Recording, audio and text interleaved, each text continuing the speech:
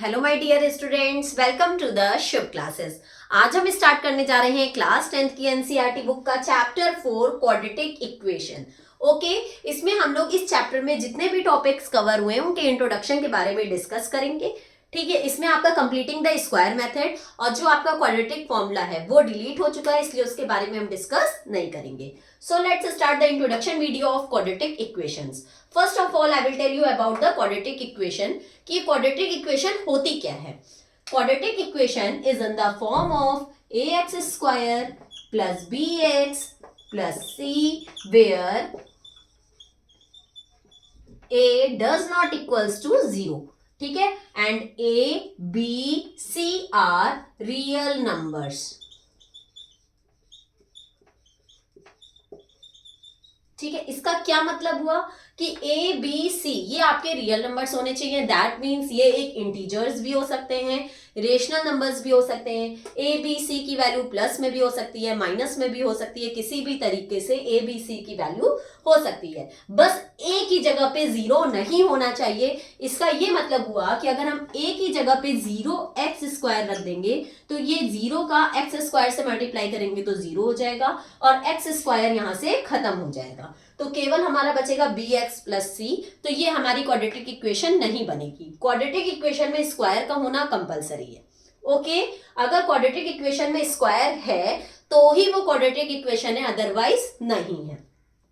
अगर हमने बोल दिया 4x स्क्वायर प्लस 3 तो ये आपकी क्वाड्रेटिक इक्वेशन है या नहीं है? ये है। क्यों है? क्योंकि इसमें जो है आपका एक्स स्क्वायर आया है, इसलिए ये हमारी क्वाड्रेटिक इक्वेशन हो जाएगी। अगर हम कहेंगे 2x square plus 5x plus 3 equals to 0, ये है या नहीं है क्वाड्रेटिक इक्वेशन? ये भी क्वाड्रेटिक इक्वेशन है क्योंकि इसमें भी हमारा एक्स स्क्वायर आया है। अगर हम कहते हैं 5x प्लस 4, ये क्वाड्रेटिक इक्वेशन है या नहीं है? नहीं है, क्योंकि इसमें एक्स स्क्वायर नहीं आया है। एक्स स्क्वायर का होना कंपलसरी है और बाकी की चीजें हो या ना हो कोई फर्क नहीं पड़ता है। अगर मैंने कह दिया 7x square plus 4x is equals to 0 तो भी ये क्वाड्रेटिक इक्वेशन है क्योंकि इसमें एक्स स्क्वायर आ गया। One more example, 2x cube plus 3x square plus 4x plus 5 equals to 0, ये क्वाड्रेटिक इक्वेशन है या नहीं है?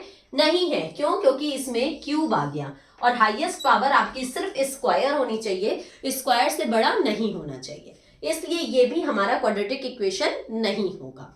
ओके, आई होप आपको सब क्वाड्रेटिक इक्वेशन के बारे में पता चल गया होगा कि आपकी क्वाड्रेटिक इक्वेशन होती क्या है। जब हमारी equation a x square plus b x plus c के फॉर्म में हो और ए की वैल्यू जीरो नहीं होनी चाहिए, दैट मीन्स एक्स स्क्वायर जरूर होना चाहिए, तो ही वो हमारा क्वाड्रेटिक इक्वेशन होगा, अदरवाइज नहीं होगा। एक्स स्क्वायर के साथ जो नंबर होगा वो ए होता है, एक्स के साथ जो नंबर होता है वो बी होता है और सी हमारा कांस्टेंट टर्म होता है, दैट मीन्स उसमें कोई भी इंग्लिश अल्फाबेट नहीं होता है। ओके, अब ये बताती हूं कि क्वाड्रेटिक इक्वेशन को सॉल्व करने के कौन कौन से मेथड होते हैं। तो क्वाड्रेटिक इक्वेशन को सॉल्व करने के लिए 3 मेथड होते हैं, factorisation, completing the square method and quadratic formula. But इसमें हम सिर्फ फैक्टराइजेशन के बारे में बात करेंगे क्योंकि क्वाड्रेटिक फॉर्मूला और completing the square method delete हो चुका है। ओके, लेट्स सपोज हमारे पास एक नंबर है 2x square plus 8x plus 6, 2x square plus 8x plus 6। ठीक है, तो अब इसको अगर हमें फैक्टराइजेशन से सॉल्व करना है तो फैक्टराइजेशन मींस क्या होता है? Splitting the middle term, splitting the middle term, जो हम लोग पहले भी बहुत बार पढ़ चुके हैं, क्लास 6 से ही इसकी स्टार्टिंग हो जाती है। मिडिल टर्म को स्प्लिट करना, इसको हम कैसे करते हैं? फर्स्ट एंड लास्ट का मल्टीप्लाई कर देते हैं, दैट मीन्स 6 2 12, 12 का ऐसा फैक्टर, उसके पहले जो भी साइन होता है वो देखा जाता है। 6 2 12, 12 का ऐसा फैक्टर कि प्लस करने पे क्या आ जाए? 8 आ जाए, तो यहाँ जो साइन होगा वही साइन देखेंगे। अगर यहाँ माइनस होगा तो माइनस देखेंगे, प्लस होगा तो प्लस देखेंगे। यहाँ पे है आपका प्लस तो हम प्लस देखेंगे। 12 का ऐसा फैक्टर कि प्लस करने पे 8 आ जाए, तो 12 किसकी किसकी टेबल में आता है? 1 की टेबल में 12 बार में, 2 6 12, 3 4 12, है ना। और बस इतना ही आता है और इसके अलावा नहीं आता, ठीक, इतनी ही बार में आता है। तो हम इसमें देखें कि 8 किस में आता है, प्लस करने पे 8, 12 और 1 को प्लस करेंगे तब तो 13 आ जाएगा, 6 एंड 2 को ऐड करेंगे तब 8 आ रहा है और इसको ऐड करेंगे तो 7 आ रहा है। तो हम 6 एंड 2 ले लेंगे, ठीक है। तो यहाँ पे हम क्या ले लेंगे, 8 की जगह पे 6 plus 2, 2x square plus 6 plus 2x plus 6। Any problem? देखो 6 2 जा 12 होता भी है और 6 और 2 को ऐड करने पे 8 आता भी है। Okay, 2x square plus bracket open करेंगे तो 6x plus 2x plus 6। Okay, अब इसमें हमारा देखो 2x कॉमन है, तो हमने 2x को जब कॉमन लिया तो यहाँ बचा सिर्फ x और यहाँ 2 3 जा 6 तो केवल 3 बचेगा, ठीक है। यहाँ जब मैंने 2 कॉमन लिया तो यहाँ बचा x प्लस 3, क्योंकि 2 3 जा 6 होता है। अब ये x प्लस 3 एक ब्रैकेट में हो जाता है और ये वाला 2x प्लस 2 एक ब्रैकेट में। इसमें भी 2 कॉमन है तो चाहो तो 2 एक कॉमन लेके तब x प्लस 1 लिख सकते हैं एंड x प्लस 3। ओके, ऐसे भी कर सकते हैं। तो ये होता है आपका factorisation method, splitting the middle term method. Okay, अब हम लोग डिस्कस करेंगे नेचर ऑफ रूट्स के बारे में कि ये नेचर ऑफ रूट्स क्या होता है। ओके, इसमें देखिए जो नेचर ऑफ रूट्स होते हैं उसमें 3 पॉइंट्स होते हैं। फर्स्ट है 2 डिस्टिंक्ट रियल रूट्स, ठीक है। 2 डिस्टिंक्ट रियल रूट्स का क्या मतलब होता है, इसमें हमारा जो b स्क्वायर माइनस 4ac हमें इसकी वैल्यू निकालनी पड़ेगी और अगर वो हमारा ग्रेटर देन 0 आता है, 0 से ग्रेटर का क्या मतलब, पॉजिटिव होना चाहिए।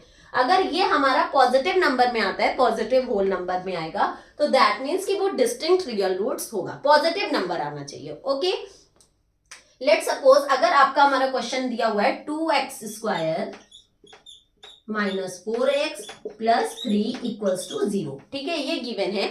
अगर हम इसे सॉल्व करते हैं तो a की वैल्यू इसमें क्या है 2, b की वैल्यू -4 एंड c की वैल्यू 3। ओके, मैंने आपको पहले भी बताया कि एक्स स्क्वायर के साथ जो होता है वो a, x के साथ जो होता है वो b और c क्या होता है, जो हमारा कांस्टेंट टर्म होता है। इसको इसमें जब हम पुट करेंगे b स्क्वायर माइनस 4ac में तो -4 b का स्क्वायर मतलब -4 का स्क्वायर -4 a की जगह 2 एंड c की जगह 3।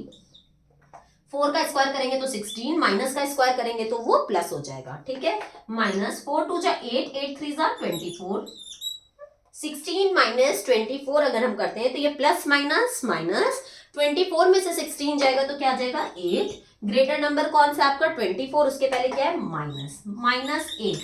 ये आपका पॉजिटिव में नहीं आया तो ये हमारा डिस्टिंक्ट रियल रूट्स नहीं होगा। ओके, तो ये किस कैटेगरी में आएगा ये भी हम लोग देख लेते हैं। अगर यहाँ हमारा आंसर आता 8 तो इसका नेचर क्या होता है, 2 डिस्टिंक्ट रियल रूट्स, बट इसका आंसर आ रहा है -8 तो ये 2 डिस्टिंक्ट रियल रूट्स में नहीं जाएगा।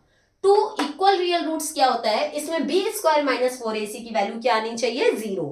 जो हमने ये b square minus 4ac solve किया है, अगर यहाँ पे आंसर आ जाता 0 तो उसका नेचर ऑफ रूट्स क्या हो जाता है 2 इक्वल रियल रूट्स। ओके, फिर है no real roots. No real roots का क्या मतलब हुआ कि b स्क्वायर माइनस 4ac आपका 0 से छोटा होना चाहिए। 0 से छोटा का क्या मतलब होता है कि निगेटिव में होना चाहिए। 0 से छोटे का मतलब होता है निगेटिव और ये हमारा आंसर जो है वो निगेटिव में आया है। दैट मीन्स अगर हम इस इक्वेशन का रूट बताएं कि नेचर कैसा है तो हो जाएगा नो रियल रूट्स। ओके, इसका आंसर क्या हो जाएगा नो रियल रूट्स। तो ये तो हो गया आपका नेचर ऑफ रूट्स।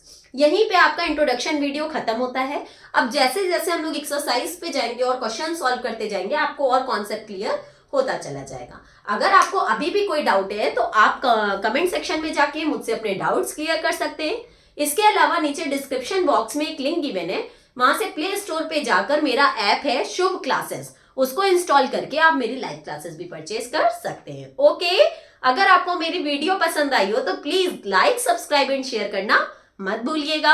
अब हम लोग अपनी नेक्स्ट वीडियो में एक्सरसाइज 4.1 पे डिस्कस करेंगे। तब तक के लिए goodbye and take care.